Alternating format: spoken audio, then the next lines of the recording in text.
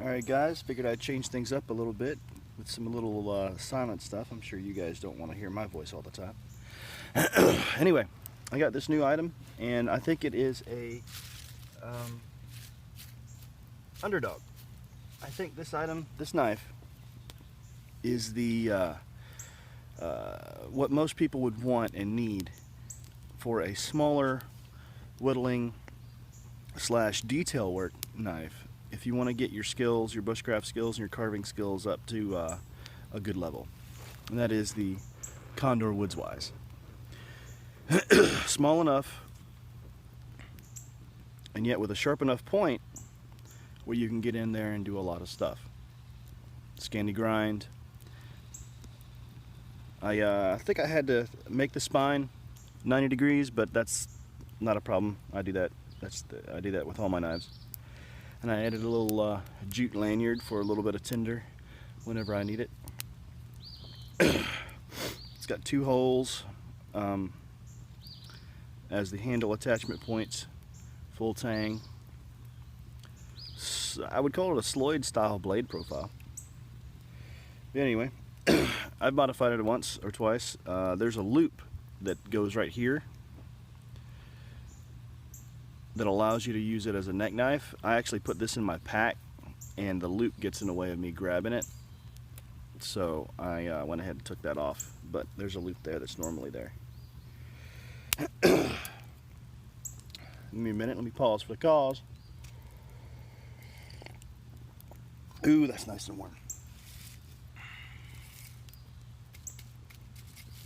Always watch your fire, guys.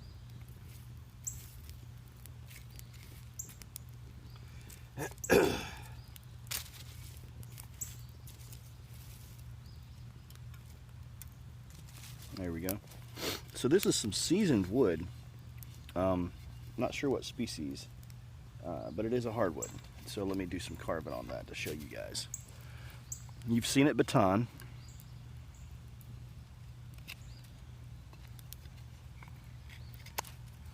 Now you see it go through some seasoned hardwood.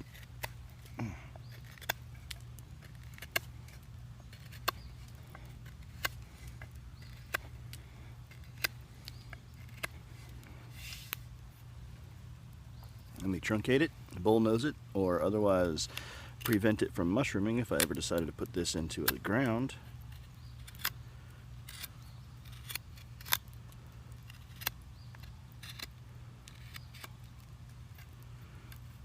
There we go. Easy peasy.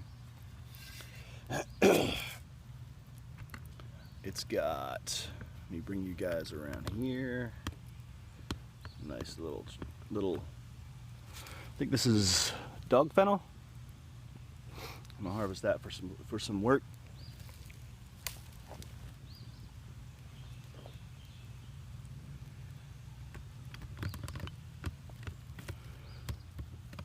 Right. Good stuff. It works. Does a very good job. 10, if I'm correct, it's 1075. It may be 1095, but I've seen most of Condor's knives to be 1075 steel. Not that big of a difference. It'll still spark if you want to put a flint rock to it.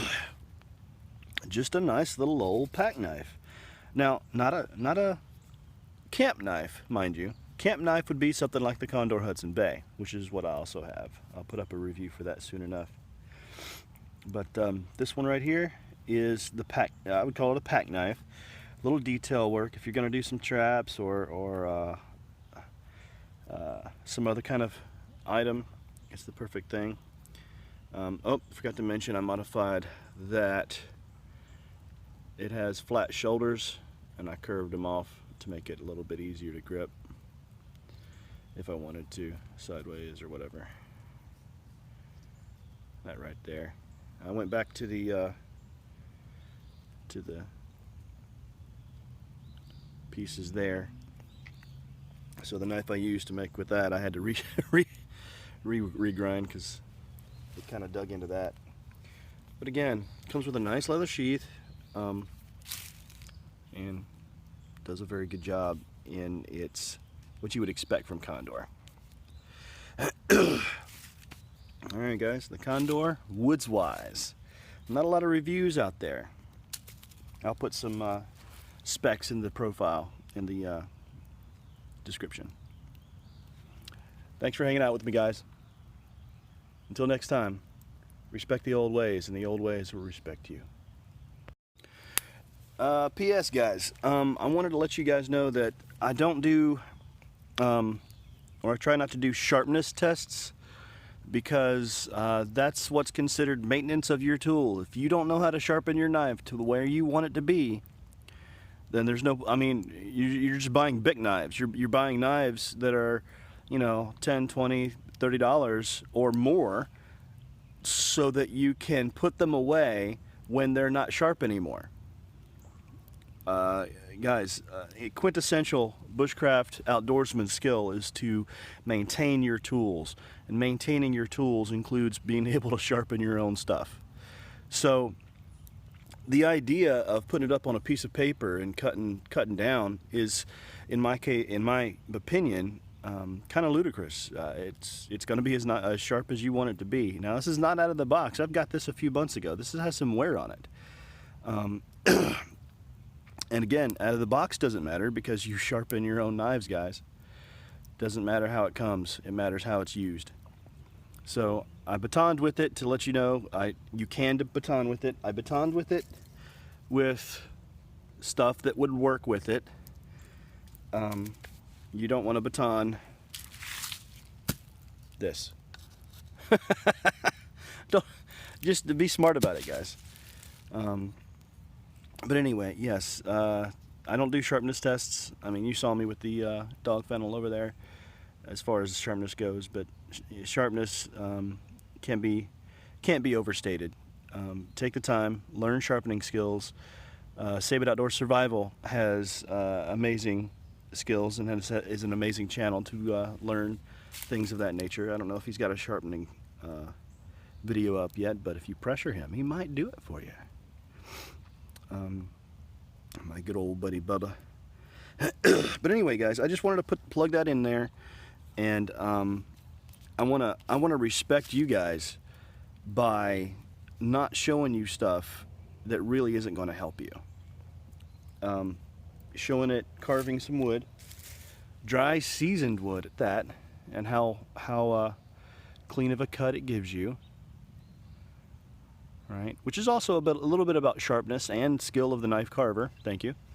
But if you want to see it in use, there it is. I've got medium-sized hands. Okay, its handle is exactly palm for me, palm size. The blade is shorter. Good, that's a good thing. You want more positive control so that you can get more detailed cuts. If the blade is longer, then if you're trying to use that tip, it's way on out there, and you can't really get in there. You can get in here. I can actually choke up a little bit if I wanted to, and get a little bit of a rotational thing going on there, and take off some of them high points there, which is different than a thumb push method, by the way. This one is rotational in nature. Go, smoothed it up.